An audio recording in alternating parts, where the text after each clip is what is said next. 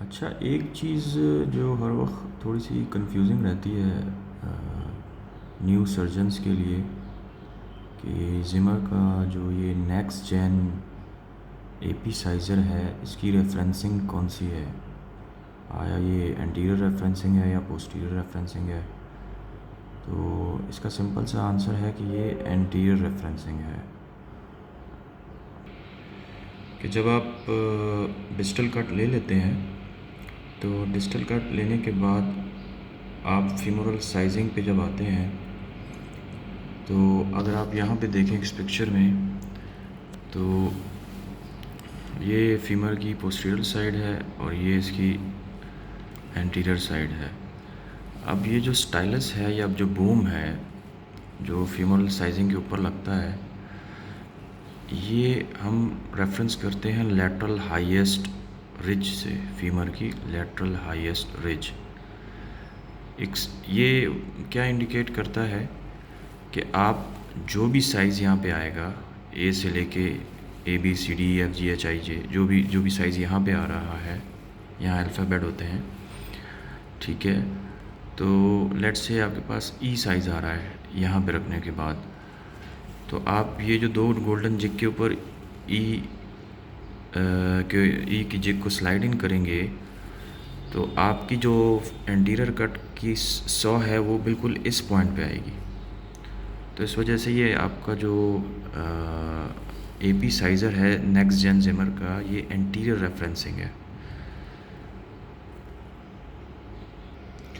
जैसे मैंने आपको बताया कि लेट्स से आपकी साइजिंग में साइज़ ई आ रहा है, तो अब इस फर्स्ट स्लॉट से जब आप 100 गुजारेंगे तो ये एग्जैक्टली उसी पॉइंट पे आएगी जहाँ पे आपने अपना एंटीरियर कॉर्टेक्स पे स्टाइलस की टिप रखी थी। सिंपल इसका कॉन्सेप्ट ये है। इसको ज़्यादा बेहतर समझना हो तो इन येलो लाइंस को आप देखिएगा कि जहाँ आप एंटीरियर रेफरेंसिंग की टिप रख रहे हैं वहीं पे ही आपकी सॉ जाके टच करेगी। तो लेट्स से अगर आप इस जगह रखते हैं तो नॉचिंग का चांस बिल्कुल नहीं होगा। इस जगह पे फिर भी आप 19-20 रहेंगे कि शायद नॉच कर जाए, और इससे थोड़ा और पीछे गए तो नॉच और चांसेस बढ़ जाते हैं। तो बेसिकली सेफ साइड होती है आप लेटरल हाईएस्ट रिच पे रखें, यहाँ पे इस टिप पे, तो आपकी जो सॉ है वो इस पॉइंट पे आके कट करेगी एग्जैक्टली, ठीक है। तो आप इस तरह एंटीरियर नॉच नहीं करेंगे।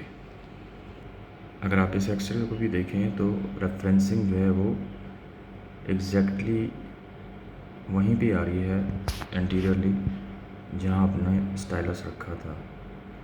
सम टाइम ये होता है कि अगर आपका थोड़ा सा एक्सटेंशन या फ्लेक्शन में डिजिटल कट आ जाए तो उससे भी नॉचिंग के चांसेस हो जाते हैं। लेकिन बेसिकली कॉन्सेप्ट जो हमारा जिमर का नेक्स्ट जेन एपी साइज़र का है कि आपका जो साइज़र है वो एंटीरियर रेफरेंसिंग है, पोस्टीरियर रेफरेंसिंग नहीं है। अब इसमें छोटा सा एक क्वेश्चन है कि लेट्स से आपका मिड में कोई आ रहा था, लेट्स से डी एंड ई के बीच में आ रहा था, फिर आपको एंटीरियरली कौन सा चूज़ करना चाहिए? तो डी और ई का एंटीरियरली नॉच नहीं करेगा। आप डी रखें या ई रखें, सॉ उसी पॉइंट पे जाएगी जहाँ आपने रेफरेंस स्टाइलस रखा था। सिर्फ आपका पोस्टीरियर कट बढ़ता जाएगा। अगर आप ई रखेंगे तो पोस्टीरियर कट कम आएगा, तो फ्लेक्शन नॉर्मल रहेगी। अगर आप डी रखेंगे पोस्टीरियर कट ज़्यादा आएगा, फ्लेक्शन थोड़ी सी लैक्स होगी। बस ये कॉन्सेप्ट है बेसिकली इसका ना।